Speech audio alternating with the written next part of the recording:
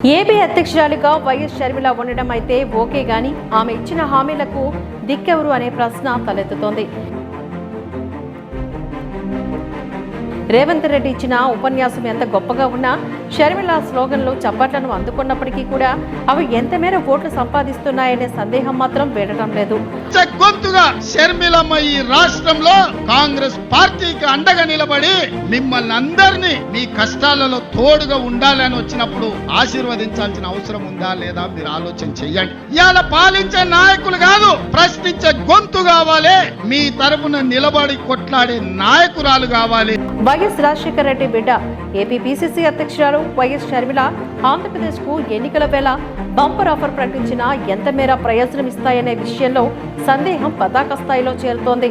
షర్మిల అన్నది ఒకసారి గమనిస్తే ప్రతి మహిళకు నెలకు 8,500, తాము అధికారంలోకి వస్తే 9 గ్యారెంటీలను అమలు చేస్తాము అంటూ ఏపీసీసీ చీఫ్ షర్మిల అన్నారు.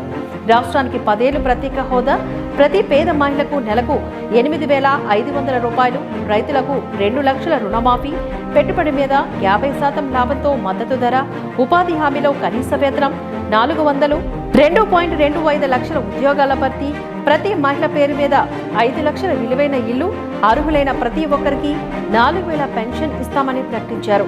2,30,000 ఉద్యోగాలు ఈ రోజు 2,25,000 ఉద్యోగాలు ఈ రోజు వరకు కూడా ఖాళీగానే అది కాంగ్రెస్ పార్టీ భర్తీ చేసింది.